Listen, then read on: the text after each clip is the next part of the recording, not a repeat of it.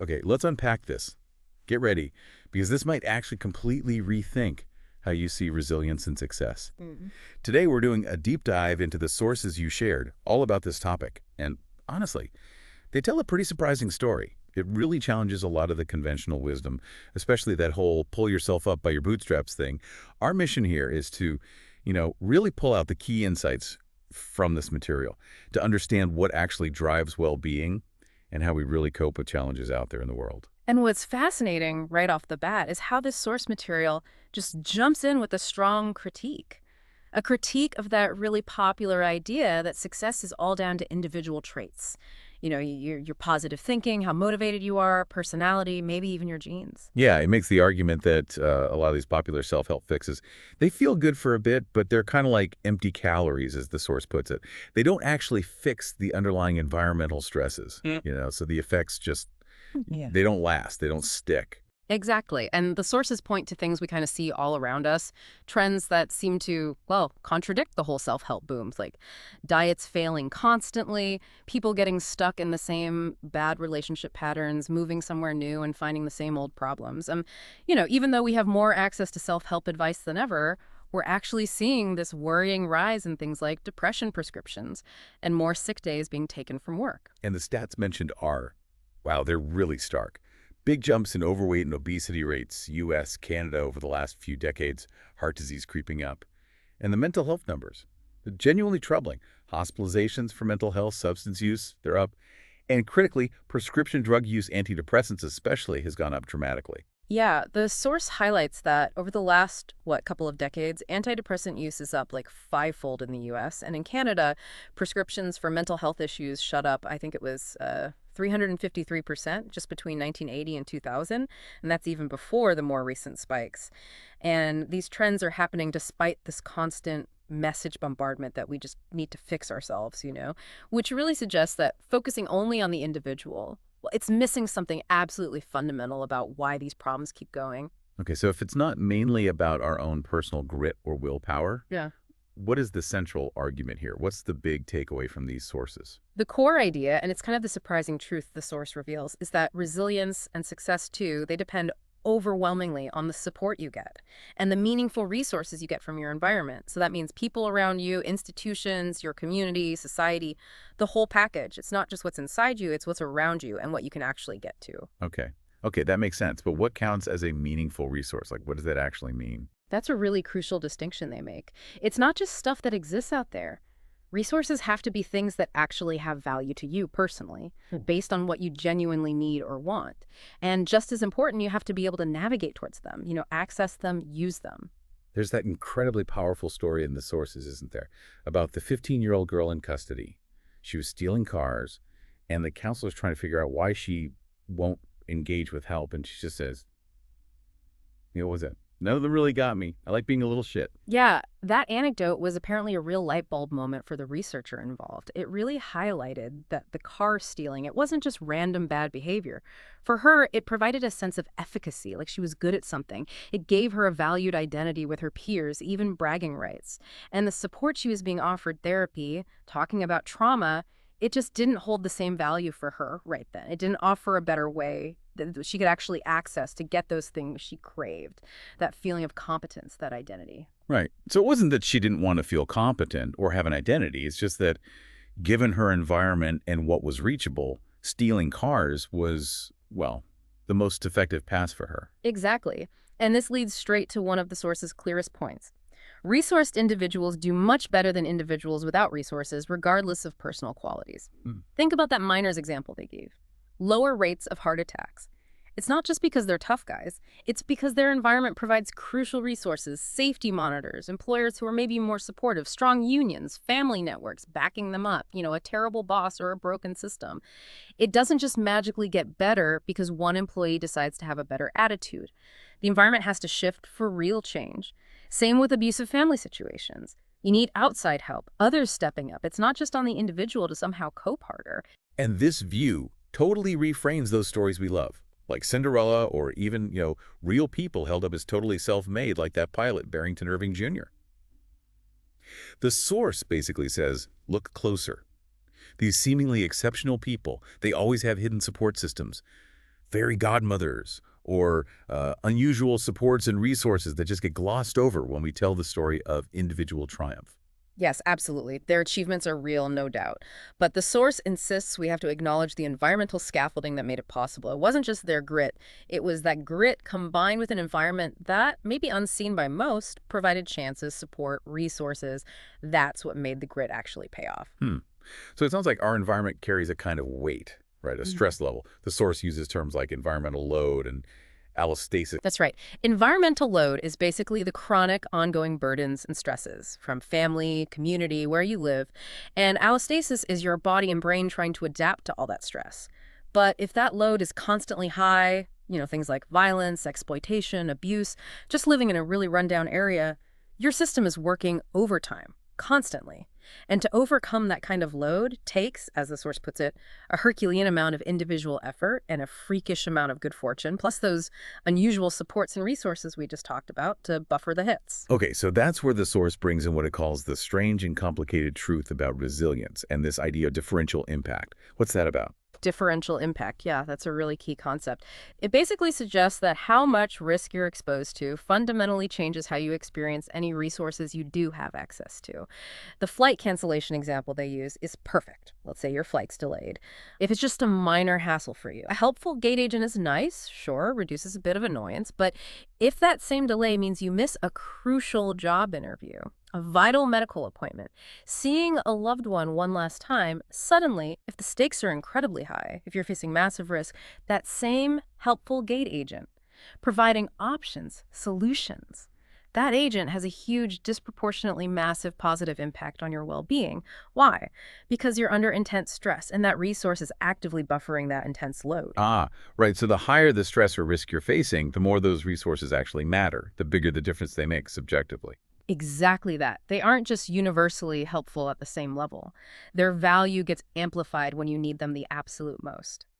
And the source also touches briefly on something called differential susceptibility. It's related, but kind of the mirror image. It's the idea that your individual biology might make you more or less vulnerable to environmental stuff, good or bad.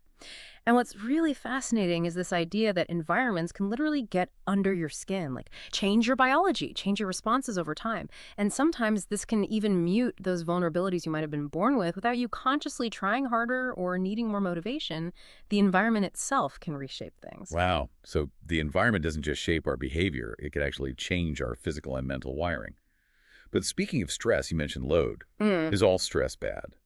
The source seems to suggest it's more of a spectrum. Correct. Not all stress is bad. Manageable amounts, what some people call positive stress, like, learning a new skill, meeting a challenging but doable deadline, especially when you have the resources to handle it, that can actually build resilience for the future. It's like a stealing effect. It builds your capacity. The source calls it finding the biological sweet spot. Okay. And what about the other types of stress then? Well, there's tolerable stress. This involves more significant adversity, maybe a serious illness, losing a job. It has the potential to cause negative long-term changes, but it's manageable because you have buffers, supportive relationships, maybe savings, healthcare access, resources that cushion the impact. And then there's toxic stress. This is when your body's stress response system gets activated frequently or for long periods without the resources needed to buffer it. That's when you see the chronic system compromise, higher risk or autoimmune problems, changes in how your genes work, neurological vulnerability to things like addiction or obesity. It basically breaks the system down because there's no chance to recover. It really sounds like having those resources, those support systems, it's not just a nice to have, it's absolutely fundamental for health, for well-being. The source uses that analogy, right? An equalizer, like on a stereo with the LED lights. Yes, exactly. Resilience isn't just one bar pushed way up high. It needs multiple bars of LED lights lit up. It needs diverse resources, different systems working well together. It's about having a broad network of support and access points. And it emphasizes needing lots of different types of relationships, not just leaning on one primary person, especially when you're dealing with really big stress, job loss, domestic violence, serious illness. That's such an important point because the source points out, realistically, your primary partner might be completely overwhelmed themselves during a major crisis. We need that broader network, extended family, friends, maybe colleagues, community groups, neighbors. The garden analogy they use is helpful too, I think. Resilience is like building and tending a diverse garden of supports, knowing different plants need different kinds of care at different times. There's also that fascinating bit about how our identities pivot in the wind of social approval. What's that getting at? Yeah, it's about how our sense of self, who we think we are, is deeply connected to how others see us and affirm us. Having social networks, communities that validate our identities, that's crucial for resilience, especially when something bad happens that might shake our self-image or how we think people perceive us. That feeling of belonging, being affirmed, it provides a really strong foundation when things get tough. Okay. And when people often talk about faith being key to their resilience, what does the source suggest might really be happening there? Is it just the belief itself? Well, while personal faith is definitely something individuals cite as a huge strength, the source suggests that maybe faith is a word that captures a larger set of processes at play. Think about it. Religious institutions often provide incredibly valuable, tangible resources. They offer structure through rituals and regular meetings, frameworks for making meaning out of life events, large, often ready-made support networks, a strong sense of belonging, and affirmation of individual worth. So it's likely these accessible, concrete resources, facilitated by the religious community, that explain much of why religious people often report higher resilience. It's not just the internal belief in isolation, it's the community and the belief working together. Okay, this is all making a lot of sense in terms of the broader picture. Yeah. Let's shift gears slightly and bring this into something really concrete for many of us. Yeah. Work, our careers. What does this whole perspective on resilience mean for the workplace? Well, this is where the source offers a pretty sharp critique of a lot of those individual-focused workplace wellness programs we see everywhere. The meditation apps, the stress management workshops, they often fall short because they don't touch the fundamental systemic issues causing the stress in the first place. Things like just overwhelming amounts of paperwork, completely unrealistic deadlines, chronic understaffing, job insecurity hanging over people's heads, or just plain incompetent management. Right, so giving someone a mindfulness app isn't really going to fix the core stress of having, like, three people's workload dumped on them or a boss who constantly undermines them. Exactly. The source's conclusion here is actually pretty direct. It is easier and more effective to change environments than it is to change people within the workplace context. Focusing just on individual coping tools, it's way less impactful than actually fixing the dysfunctional system that's creating the stress. That example of the unemployed fishers really drives this home, doesn't it? Their problem isn't that they suddenly lost their motivation or work ethic. It's that their entire industry, their environment, fundamentally changed because of automation, overfishing. Right. The economic system they depended on just shifted beneath their feet. And the wealth created by all that modernization, it didn't flow back to help them adapt. No amount of individual positive thinking was going to solve that massive systemic environmental problem for them. So career resilience then, Yeah. the ability to adapt, to bend, not break, as the source says. It's not just about personality. Individual disposition, like being adaptable or optimistic, definitely plays a role, sure, up to a point. But the source really emphasizes that financial and social resources, things like having savings, access to unemployment benefits, retraining programs, community support networks, they are absolutely crucial for weathering economic storms. They even compared the US and Canada during the Great Recession, showing how differences in regulation, a key environmental factor, significantly impacted people's financial resilience and their ability to bounce back. And what about passion? We hear so much about follow your passion for career success. How does that fit into this? The source offers a slightly, maybe more grounded perspective.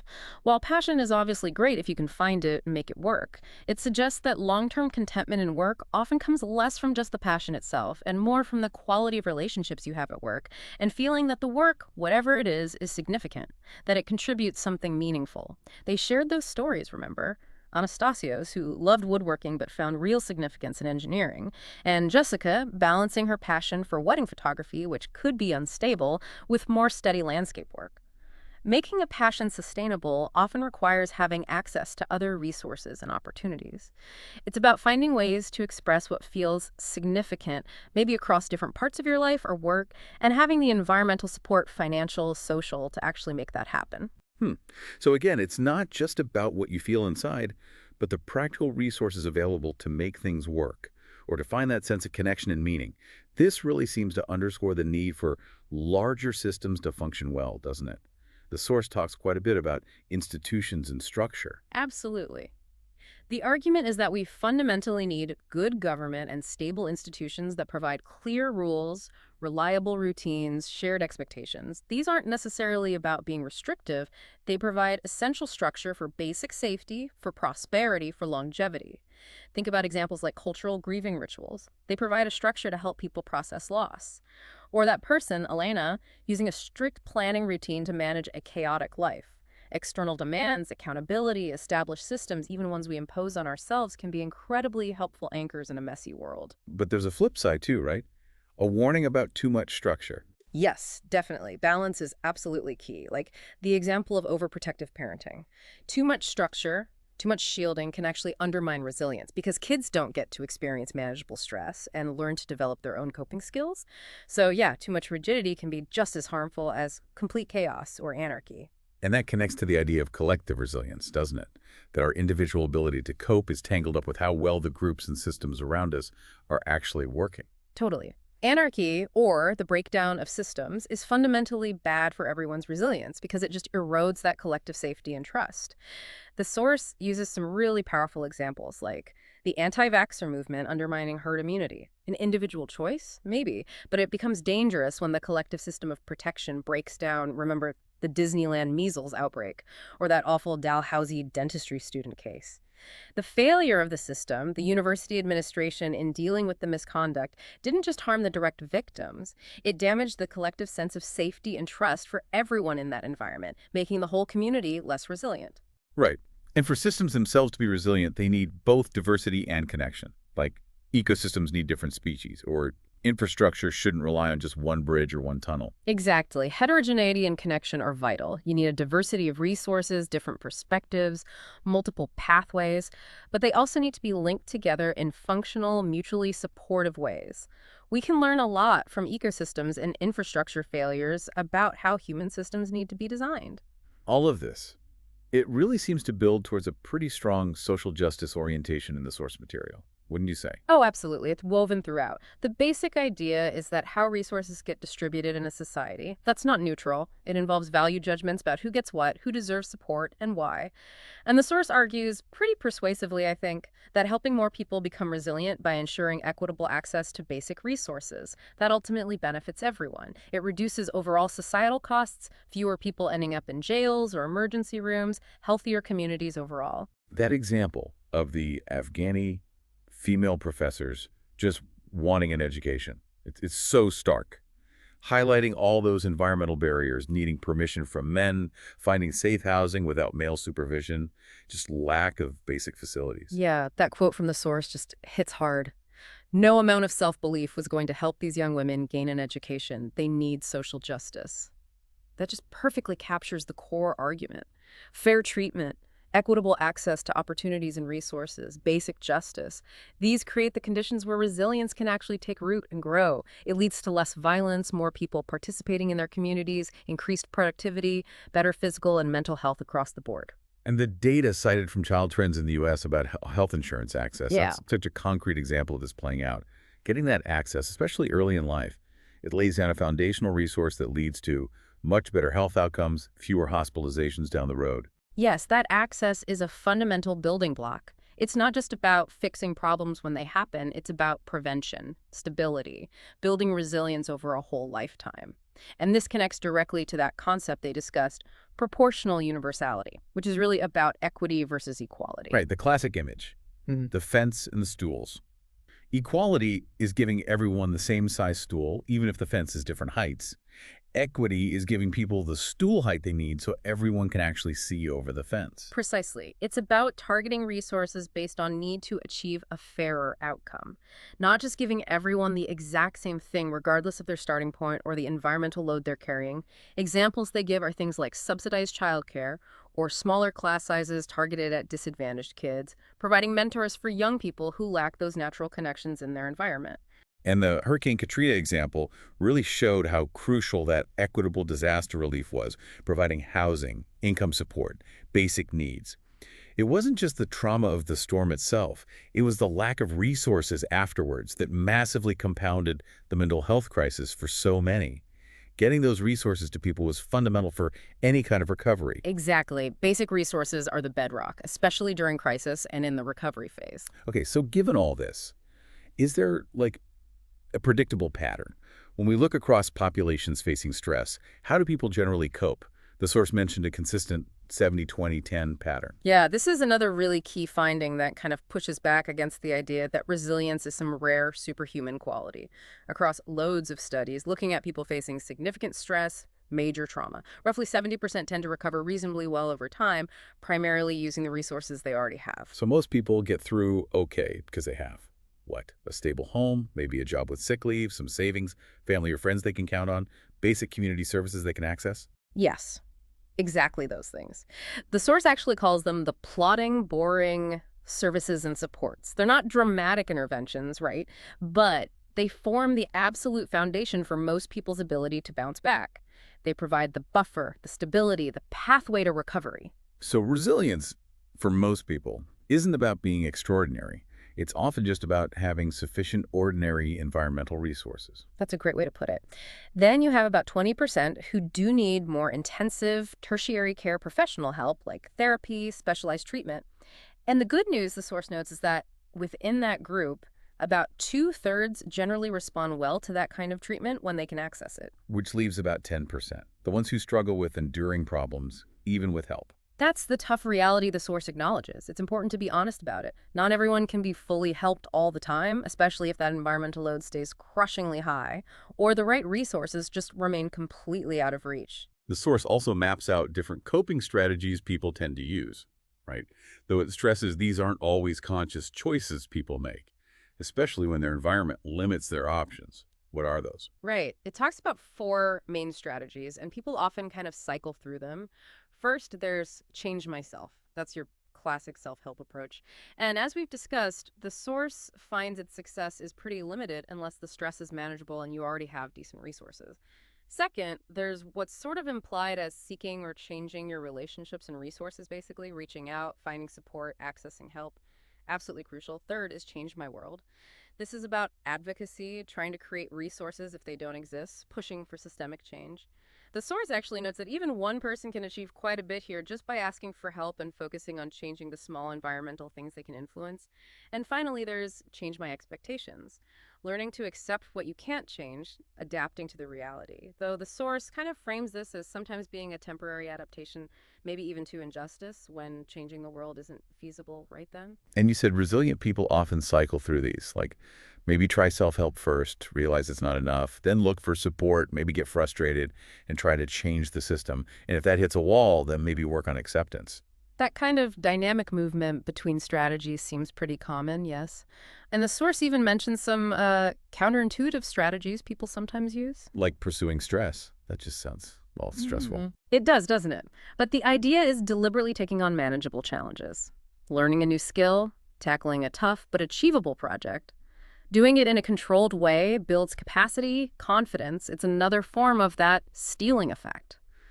Others mentioned were doing less, which isn't about slacking off, but can be a strategic way to clearly demonstrate an impossible workload to an employer, basically advocating for fair treatment by showing the environmental pressure.